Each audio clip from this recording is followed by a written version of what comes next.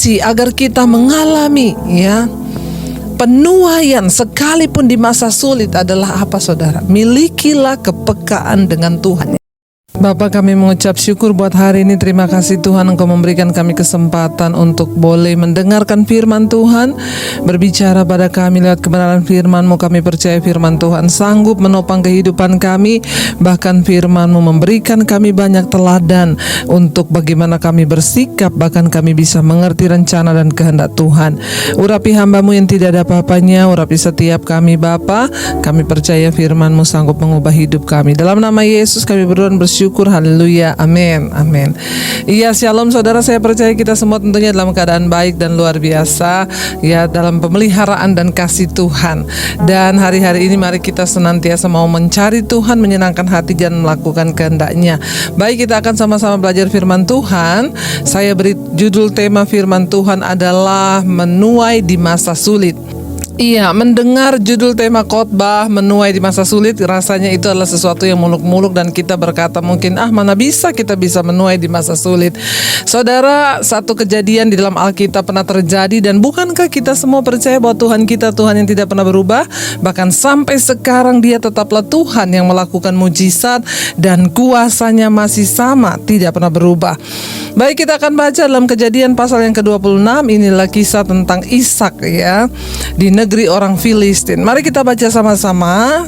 Kejadian 26 ayat yang pertama berkata begini. Maka timbullah kelaparan di negeri itu. Ini bukan kelaparan yang pertama yang telah terjadi dalam zaman Abraham.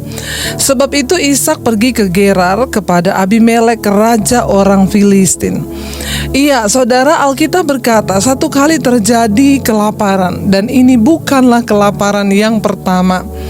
Iya, yang namanya kelaparan itu pasti tidak enak, saudara. Iya, kita mendengar ini seperti kabar, terjadi resesi ekonomi. Tiba-tibanya semuanya goyah sehingga untuk mendapatkan bahan makanan itu menjadi sulit. Demikian juga pada waktu itu terjadi kelaparan di negeri itu. Ya, sebuah goncangan besar datang. Ya, sebuah keadaan yang bahkan tidak diinginkan terjadi.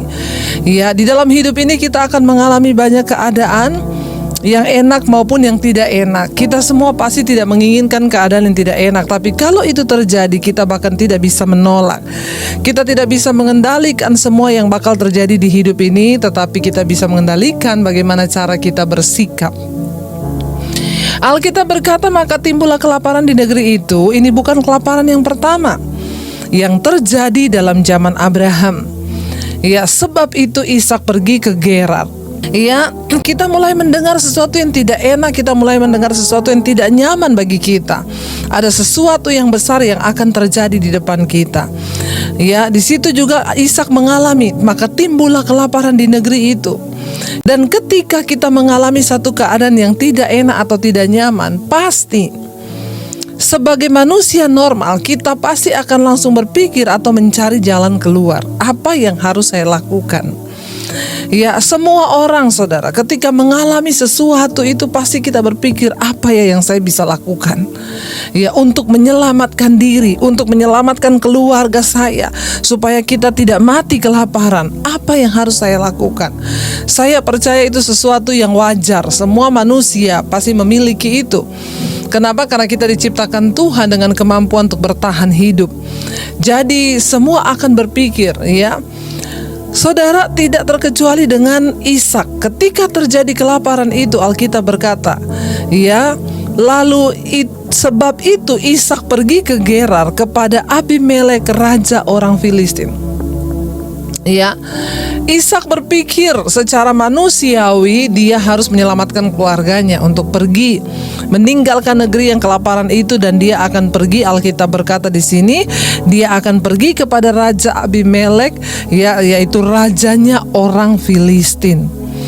Ya, saudara, orang-orang Filistin itu ya akan menjadi salah satu musuh Israel yang paling kejam. Orang-orang Filistin merupakan salah satu kelompok dari sejumlah orang yang tinggal di sekitar lautan, yang berimigrasi dari laut Aegean, ya, yang kemudian tinggal di pesisir laut, ya, dan akhirnya mereka tinggal di Palestina. Mereka datang melalui Kreta dan Siprus ya, dan dipakai untuk menjadi prajurit upahan oleh penguasa-penguasa di Kanaan. Ya, pada waktu itu saudara, orang-orang ini yang tinggal di sepanjang pantai barat daya tidak berperang ya. Tidak banyak jumlahnya, namun sangat ganas di dalam peperangan. Mereka sering disewa sebagai tentara upahan. Ya, mereka tidak banyak jumlahnya, tetapi mereka sering dipakai atau disewa sebagai tenaga dalam peperangan. Meskipun mereka ramah terhadap Ishak, kelompok kecil ini adalah pelopor dari bangsa yang akan kemudian menjadi musuh Israel pada zaman masa Yosua, hakim-hakim, bahkan dalam pemerintahan Raja Daud. Ya, saudara yang terkasih, ketika Ishak mengalami ancaman kelaparan di negerinya, dia berpikir untuk meninggalkan negeri itu dan menuju kepada Abimelek, ya, raja orang Filistin. Satu pemikiran yang sangat manusiawi, dia pergi ke sana tentunya untuk mencari rasa aman. Ya, lumayanlah ketemu raja, pastilah ya dia akan mungkin diberi tempat tinggal atau apa ya, setidaknya dia aman dulu saudara ya untuk kehidupan keluarganya ya. Dia akan menyelamatkan istrinya, dia pergi untuk mencari tempat yang aman dulu. Rasa aman adalah sebuah kebutuhan yang sangat dibutuhkan oleh manusia hari-hari ini. Semua orang membutuhkan rasa aman, apalagi di masa-masa sekarang. Dan benar Alkitab berkata bahwa di hari-hari terakhir, di akhir zaman, akan datang masa yang sukar. Orang mencintai diri sendiri, menjadi hamba uang. Ya, karena itu rasa aman menjadi satu kebutuhan yang sangat-sangat ya primer atau pokok hari-hari ini. Kita hidup punya banyak uang, kalau nggak ada rasa aman juga ngapain, percuma. Ya, rasa aman atau damai itu adalah kebutuhan jiwa semua manusia, termasuk saudara dan saya. Ya, orang semua mencari rasa aman. Ya, Ishak berpikir kalau dia pergi kepada raja orang Filistin Abimelek, dia pasti akan aman dari kelaparan yang menimpa negerinya, saudara ya. Alkitab berkata ketika Ishak pergi ya hendak meninggalkan negeri itu menuju kepada Raja Abimelek untuk mencari perlindungan ketika terjadi kelaparan. Ya, ayat yang kedua berkata begini, lalu Tuhan menampakkan diri kepadanya serta berfirman, janganlah pergi ke Mesir, diamlah di negeri yang akan kukatakan kepadamu. Ya, tinggallah di negeri ini sebagai orang asing, maka aku akan menyertai engkau dan memberkati engkau. Sebab kepadamulah dan kepada keturunanmu akan kuberikan seluruh negeri ini. Dan aku akan menepati sumpah yang telah kuikrarkan kepada Abraham ayahmu. Saudara yang terkasih, ketika Ishak sedang dalam perjalanan, Tuhan menampakkan diri kepada dia. Ya, ayat 2 berkata, lalu Tuhan menampakkan diri kepadanya serta berfirman, janganlah ya pergi ke Mesir, diamlah di negeri yang akan kukatakan kepadamu. Saudara, sebagai manusia, Ishak itu mau cari rasa aman. Dia mau pergi ke Mesir, ketemu raja orang Filistin yaitu Abimelek. Setidaknya kalau dia tinggal di istana, dia aman, tidak akan kelaparan. Tetapi ketika di tengah jalan, Tuhan menampakkan diri dan berkata, jangan pergi ke Mesir, tinggallah di negeri yang akan aku tunjukkan kepadamu. Kunci agar kita mengalami ya penuaian sekalipun di masa sulit adalah apa, saudara? Milikilah kepekaan dengan Tuhan yang pertama. Ya, mungkin tidak akan selesai pembahasan kita, tapi saya akan lanjut minggu depan. Ya, orang yang akan melihat penuaian sekalipun di masa sulit, yang pertama orang yang memiliki kepekaan dengan Tuhan. Bahkan Tuhan akan menyatakan janjinya kepada orang-orang yang mau berjalan peka dengan suaranya, mengerti rencananya. Tuhan akan memberitahukan. Karena itu firman Tuhan berkata, Tuhan bergaul karib dengan orang yang bertakut akan Dia, dan perjanjiannya diberitahukannya kepada mereka. Ya, saudara, hari-hari ini ada begitu banyak orang mengaku percaya kepada Tuhan, tapi hanya sedikit yang memiliki kepekaan dengan Tuhan. Ya, memiliki kepekaan dengan Tuhan artinya apa? Kita bisa mendengar suara Tuhan. Hari-hari ini kalau kita berkata kita mendengar suara Tuhan, sebagian orang Kristen bahkan ya Banyak yang mengejek dan mencemooh, dengar suara Tuhan. Saudara, dengar baik-baik. Kalau Tuhan pernah menampakkan diri dan berbicara kepada Ishak, bukankah Tuhan yang sama yang kita sembah hari-hari ini, Dia juga Tuhan yang mampu bersuara dan menyatakan kehendaknya bagi saudara dan saya? Berbahagialah engkau yang percaya bahwa itu masih terjadi. Ada sebagian orang Kristen yang sudah tidak percaya. Tuhan yang kita sembah adalah Tuhan yang hidup. Dia Allah yang bisa berbicara. Dia Tuhan yang bisa menyatakan kehendaknya. Dan Dia adalah Tuhan yang tahu meluputkan orang-orang yang hidup bergantung kepada Dia. Ya, banyak orang menjadi Kristen, banyak yang melayani Tuhan, tapi hanya sedikit orang yang memiliki kepekaan mendengar dan mendengar tuntunan dan suara Tuhan. Iya, saudara, banyak orang datang bertanya kepada saya, gimana caranya Bu agar kita peka dengan suara Tuhan? Itu bukan sesuatu yang datang dengan instan. Dibutuhkan latihan, dibutuhkan hubungan yang intim dengan Tuhan. Kenapa Ishak bisa memiliki kepekaan? Jangan lupa bapaknya Ishak itu Abraham adalah seorang yang bergaul karib dengan Tuhan. Saya yakin dan percaya Ishak banyak melihat, Ishak banyak mendengar tentang siapa Tuhan diajarkan oleh bapaknya kepada Ishak. Ya, dari kecil Ishak sudah memiliki iman bahwa dia memiliki Allah yang hidup, Bapa yang kekal, Bapa yang sanggup berbicara, menyatakan kehendaknya kepada bapaknya dan juga kepada dia. Mengapa Ishak begitu memiliki kepekaan mendengar Tuhan berbicara kepadanya? Karena iman itu diwariskan dari Abraham ayahnya. Hai para orang tua yang hari ini mendengar, jangan tinggalkan warisan kekayaan bagi anak-anakmu. Tetapi mulai dari hari ini, latihlah anakmu untuk beriman kepada Tuhan. Karena iman adalah warisan terbaik yang bisa engkau tinggalkan bagi anak cucumu. Bukan harta. Harta bisa habis. Kita tinggalin harta, anak berantem, malah jadi musuh bebuyutan. Sudah banyak terjadi gara-gara harta berantem, ya. Kakak adik jadi bermusuhan karena harta. Warisan terbaik yang bisa kita tinggalkan bagi anak cucu kita yaitu iman. Kenapa Ishak bisa mendengar tuntunan Tuhan, suara Tuhan ketika dia dalam perjalanan? Ingat, bapaknya dulu Abraham juga mengalami hal yang sama. Ketika Tuhan berbicara, Abraham, tinggalkan negerimu dan sanak saudaramu, pergilah ke satu tempat yang akan aku tunjukkan kepadamu. Sama persis dengan apa yang dialami oleh Ishak. Pengalaman kita bersama dengan Tuhan, ya, harus kita ceritakan kepada anak cucu kita. Menceritakan tentang perbuatan Tuhan yang ajaib akan membuat mereka juga beriman kepada Tuhan. Kenapa? Karena iman timbul dari pendengaran. Pendengaran akan firman Tuhan. Jangan pernah berhenti ajarkan anak-anakmu tentang firman. Jangan pernah berhenti dan merasa lelah mengajarkan anakmu tentang kebenaran, tentang perbuatan Tuhan yang ajaib. Karena iman mereka timbul dari pendengaran. Pendengaran akan firman Tuhan. Ya, ketika sedang dalam perjalanan menuju ke Mesir kepada Raja Abimelek, raja orang Filistin, Tuhan berkata kepada Ishak di tengah jalan, janganlah pergi ke Mesir, diamlah di negeri yang akan kutunjukkan kepadamu. Kunci untuk kita menuai di masa sulit yang pertama, miliki kepekaan dengan Tuhan. Yang itu muncul dari apa? Hubungan yang intim kita dengan Tuhan. Kekristenan bukan sekedar agama. Kekristenan adalah berbicara tentang hubungan yang dekat dengan Tuhan. Karena banyak orang beragama Kristen tapi tidak memiliki hubungan yang dekat lagi dengan Tuhan. Ya, Tuhan berkata kepada Ishak, dia bilang, jangan pergi ke Mesir. Saudara, untuk mempercayai Tuhan dan firman-Nya hari-hari ini, kita nggak usah terlalu bingung mau dengar suara Tuhan gimana, Bu. Firman Tuhan itu juga suara Tuhan. Tuhan berbicara dengan banyak cara. Ya, sering kali ada yang mendengar secara audible, tetapi ada juga suara Tuhan yang datang lewat firman Tuhan.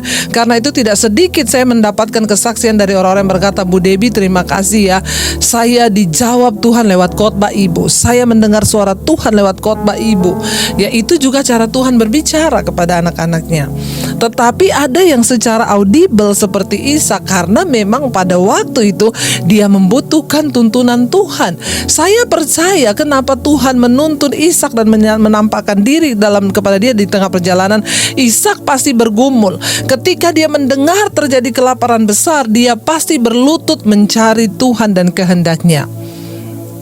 Orang yang bergaul karib dengan Tuhan, dia bisa memiliki banyak rencana. Tetapi kalau engkau bergaul karib dengan Tuhan, Tuhan sanggup membelokkan rencanamu kepada rencana Tuhan yang sempurna, yang lebih baik daripada rencana-rencana kita. Percayalah saudara, ya, ketika kita memiliki hubungan pribadi yang dekat dengan Tuhan, Tuhan sanggup menyatakan kehendaknya bagi saudara dan saya. Ishak hendak berjalan ke Mesir. Tuhan berkata, jangan ke sana. Pergilah dan diamlah ke satu negeri yang akan aku tunjukkan kepadamu. Ya, Tuhan berkata ayat yang ketiga, tinggallah di negeri ini sebagai orang asing, maka aku akan menyertai engkau dan memberkati engkau. Wow. Saudara, kalau Tuhan yang sudah berkata, siapa yang bisa membatalkannya? Percayalah, orang yang sungguh-sungguh hidup bergantung dan berharap pada Tuhan akan menerima janji dan pemeliharaan Tuhan yang sempurna. Siapa yang bisa membatalkan janji Tuhan? Tidak ada. Ya, Tuhan berfirman, tinggal di negeri ini, aku akan menyertai, memberkati engkau. Ya, tetapi saudara, ini tidak mudah bagi Ishak. Kenapa? Untuk mempercayai suara Tuhan itu tidak gampang. Kenapa? Karena Tuhan itu nggak kelihatan. Di depan mata belum kelihatan. Sementara dia bisa berpikir secara manusia, kalau saya pergi kepada Raja Abimelek, itu sudah kelihatan di istana raja, bakal aman saya di sana. Ya, tetapi Tuhan berkata, tinggal di sini, aku akan menyertai dan memberkati engkau.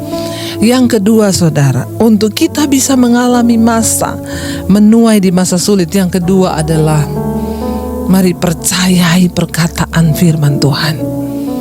Ya, mempercayai Tuhan, sungguh-sungguh percaya kepada firman-Nya, bahwa firman-Nya itu ya dan amin.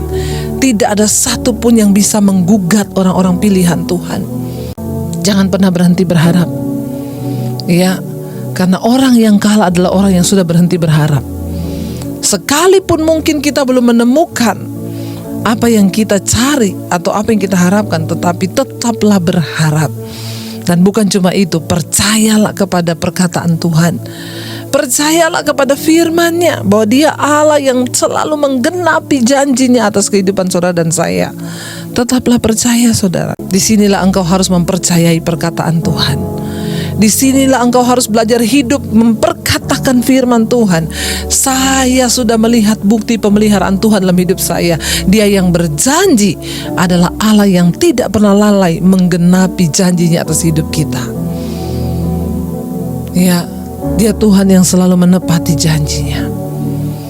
Bagian kita hanya percaya bahwa apa yang dikatakan Tuhan itu benar, ya dan amin. Ya, Dia berkata tinggal di sini sebagai orang asing. Tidak mudah sebagai Ishak untuk mempercayai sesuatu yang belum terlihat. Tinggal di negeri yang belum dia pernah ada, dan sebagai orang asing lagi tidak gampang. Ya, tetapi Ishak, dia sudah mewarisi iman ayahnya. Karena itu saudara, dia belajar percaya. Ya, dia belajar percaya. Sekalipun masa sulit, keadaan sulit, Ishak belajar mempercayai Tuhan. Dia belajar berkata iya dengan Tuhan, sekalipun gak masuk akal, sekalipun tidak masuk logika, tapi dia percaya. Ya saudara, ada banyak hal yang dapat kita petik dari firman ini hari ini. Waktu kita mempercayai Tuhan, maka Dia Tuhan yang sanggup melakukan firman-Nya. Yang kedua, kenapa Ishak diberkati dan disertai Tuhan? Karena iman Abraham. Karena itu saya menghimbau kepada seluruh orang tua yang mendengarkan firman ini hari ini. Teruslah hidup beriman kepada Tuhan. Karena apa? Tuhan memperhitungkan imanmu untuk Dia menyelamatkan anak-anakmu. Ya, iman orang tua akan diperhitungkan Tuhan untuk membawa anak-anak kita ke dalam jalan yang benar. Kenapa? Karena ketika orang tua beriman, maka saya yakin dan percaya, ya kita juga terus menuntun anak-anak kita hidup di dalam jalan-jalan Tuhan. Warisan terbaik orang tua kepada anak yaitu iman. Ya. Dan saya percaya saudara, ketika kita membawa iman kita kepada Tuhan, maka Dia Tuhan yang tidak pernah berhutang, Dia Tuhan yang selalu menepati janjinya. Dia Allah yang selalu ada, Dia Tuhan yang selalu dan selalu menepati apa yang pernah Dia ucapkan. Bahkan Dia ingat kepada Abraham, Dia berkata, Ishak, negeri ini akan kuberikan kepadamu dan keturunanmu. Ya, kenapa? Karena aku akan menepati sumpah yang telah kuikrarkan kepada Abraham ayahmu. Saudara yang terkasih, ya, sebelum terlambat, mari kita belajar menjadi orang yang percaya dan beriman, supaya keturunan kita juga diberkati dan dipelihara Tuhan. Ketika kita mau sungguh-sungguh percaya, maka Dia Allah yang sanggup melakukan segala perkara atas hidup kita. Kita akan sambung minggu depan, ya, tetapi saya percaya kita dapat sesuatu hari ini, bahwa orang yang akan menuai di masa sulit yang pertama adalah orang yang bergaul karib dengan Tuhan, orang yang peka mendengarkan suara Tuhan, orang yang sungguh-sungguh percaya pada apa yang Tuhan katakan sekalipun itu bertentangan dengan logikanya. Tetapi dia percaya, maka dia akan melihat. Hanya orang-orang yang sungguh-sungguh beriman dan percaya akan melihat, ya, kunci dari hidup yang diberkati. Sekalipun di masa sulit, pemeliharaan Tuhan akan terjadi dan nyata bagi orang-orang yang berharap kepada Dia. Itu akan terus terjadi ketika kita bergaul karib dengan Tuhan, intim dengan Tuhan, dan mempercayai firman Tuhan. Sekalipun sulit, tapi kita mau tetap percaya, kita pasti akan melihat, saudara. Kita akan siapkan hati kita untuk merenungkan firman ini. Ya, mari kita renungkan firman ini, saudara, bahwa Dia Tuhan yang tidak pernah gagal, menepati janji-janjinya bagi saudara dan saya. Bahkan janji yang pernah Dia ucapkan kepada Abraham, Dia tepati kepada keturunannya. Mari kita datang pada Tuhan, percaya saja dengan iman. Kami tahu Tuhan, Engkau tidak pernah gagal menjadikan kami pemenang, bahkan lebih daripada pemenang. Ampuni kami Tuhan, mungkin hari-hari ini kami kurang mempercayai Tuhan karena keadaan di depan kami yang begitu sulit. Namun hari ini kami dapat peneguhan dari firman-Mu. Ishak melihat keadaan yang sulit di depan matanya, ada kelaparan yang datang, bahkan nyawanya sedang terancam. Ketika dia membuat perencanaan, lalu Tuhan datang berfirman, dan Ishak taat mengikuti rencana Tuhan. Kami tahu rencana Tuhan adalah yang terbaik daripada rencana kami. Rencana Tuhan bukan rencana kecelakaan. Engkau akan memberikan hari depan yang penuh dengan harapan. Hari-hari ini bahwa kami percaya pada Tuhan. Ampuni kalau kami sudah mulai tidak percaya karena keadaan. Kami juga mau belajar percaya bahwa Engkau Tuhan yang sanggup menggenapi janji-janji, bahwa Engkau tidak pernah lalai.